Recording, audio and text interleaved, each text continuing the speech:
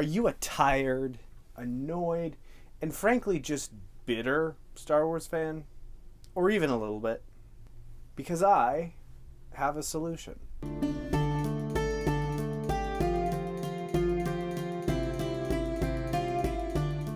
Hello, welcome. My name is Pete, and this is my channel, The Ponderings of Pete. If this is your first time here and you're just clicking into this video, thank you so much for watching. If you are so inclined, I would highly encourage you to hit the subscribe button down below. It would be much appreciated, as well as the like button. And if you have comments about this video and you want to talk about things in this video, please feel free to comment down below because I love talking to people. And if you are coming back, thank you so much for you as well. I really appreciate all y'all's support. And please, as always, let me know what you thought down in the comments, whether this was interesting, informative, all that jazz. Now, let's talk about what you came here for. Star Wars-ish.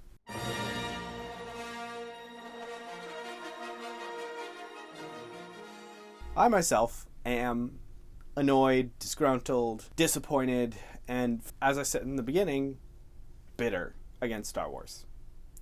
I have loved Star Wars since I was a child. I grew up on it. And then Disney took it over and has delivered a lot of disappointments. I've recently finished the Obi-Wan show, which was only okay. Book of Boba Fett, I was honestly more pissed at and hardcore, did not finish that show. Mandalorian, I don't think it's as great as people say. The more I, just think about it, it's okay, it's not amazing, it's great. Maybe even great. I think Disney Star Wars suffers from a lot of things. We are the disgruntled fandom. But I do have a solution.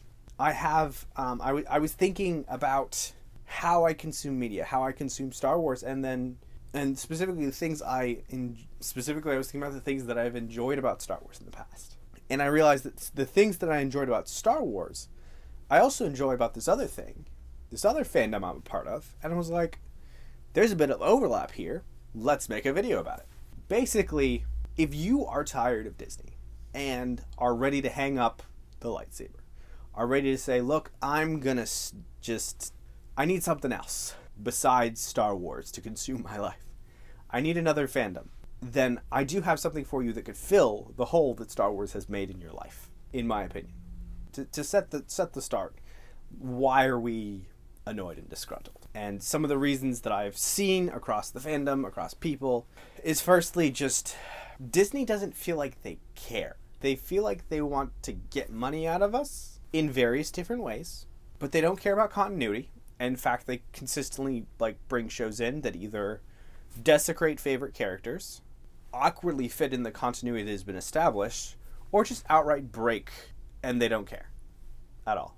Obi-Wan is kind of all three of these combined. Some of the things they introduced in Obi-Wan fit awkwardly, like Princess Leia, in my opinion, and then other things just don't fit at all, like the Obi-Wan Vader fights. Yes, they were cool, but they were fan service. They weren't a good story arc that made sense. If you want to, hear more about fan service and hear another Star Wars fan ranting about why Obi-Wan was not a good story whatsoever, check out my friend Bookborn's video.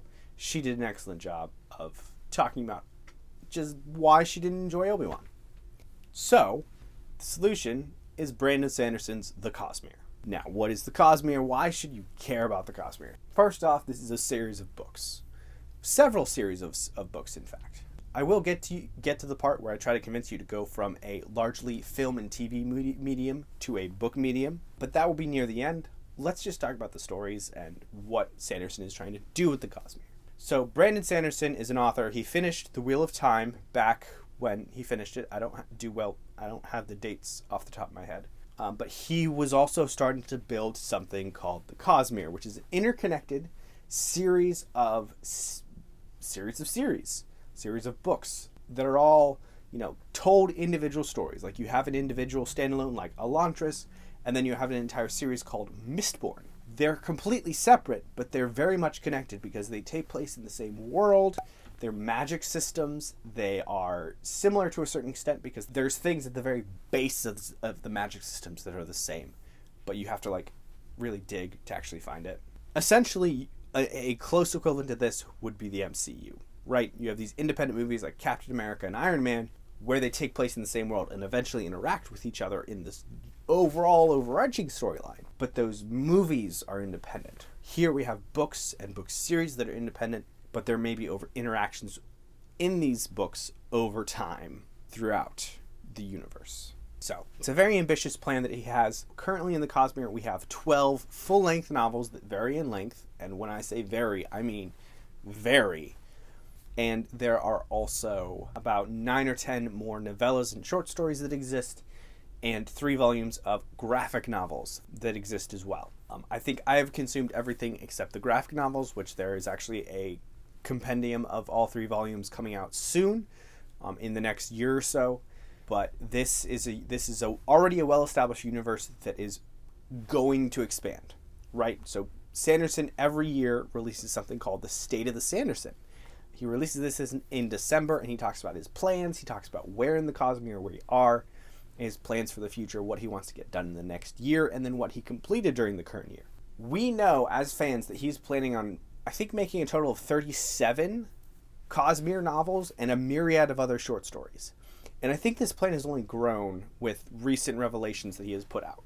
So there's going to be probably around 40 novels. So you know you're in for the long haul already, because he's going to be writing till he's dead.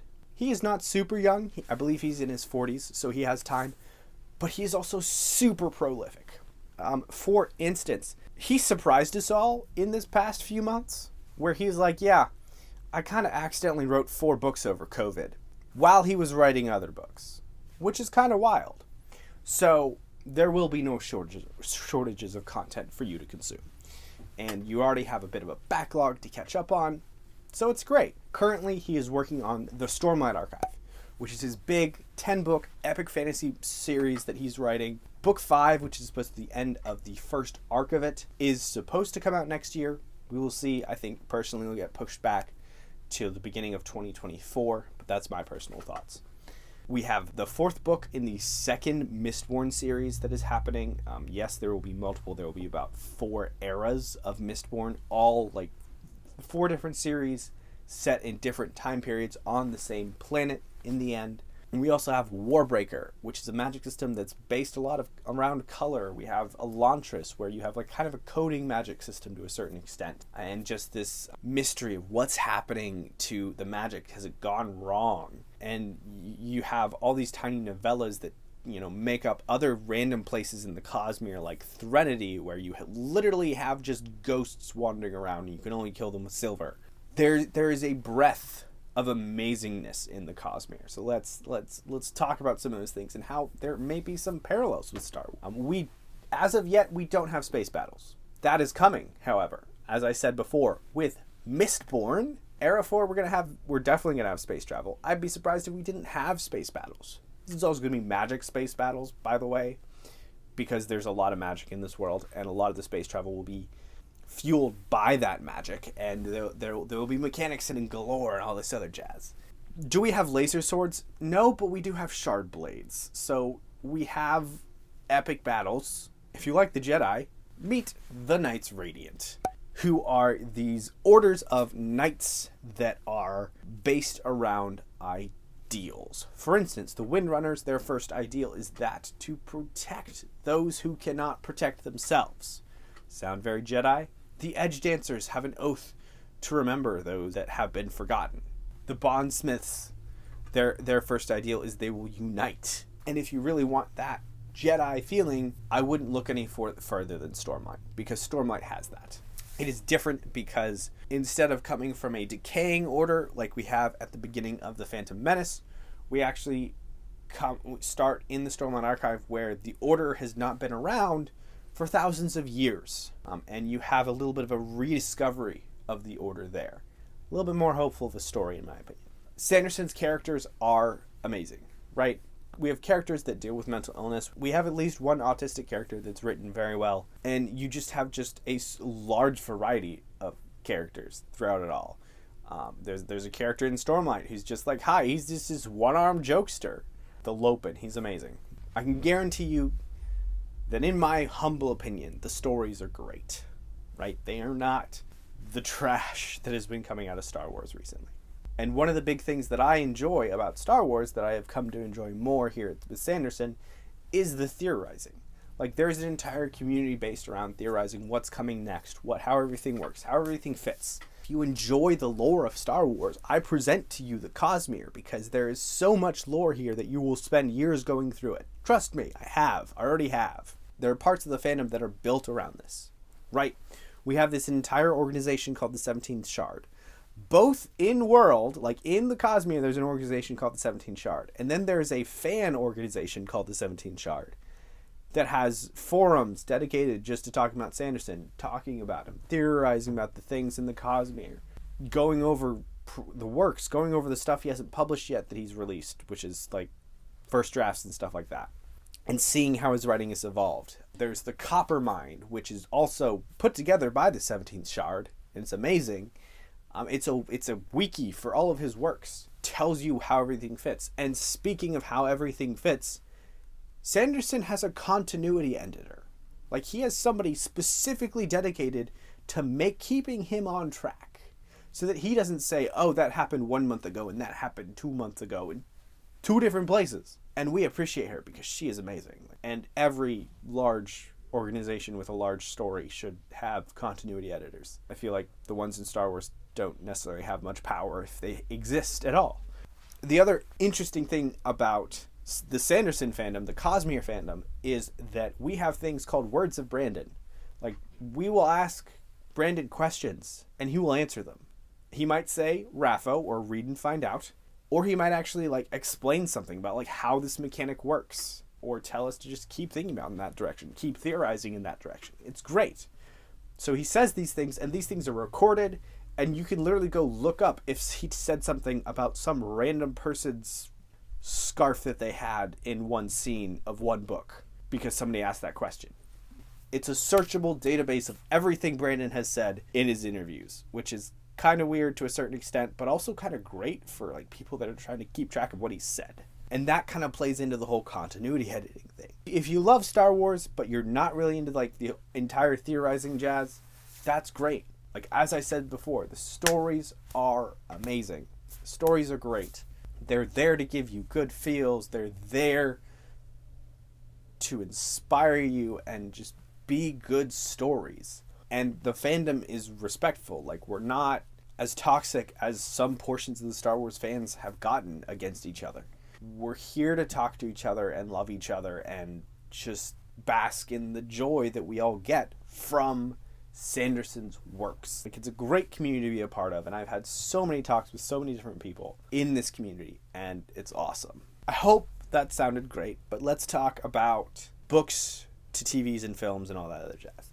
Currently, none of this is on TV or films. None of this has received adaptions, which is fine in my opinion. You know, you could debate that it doesn't need an adaptation.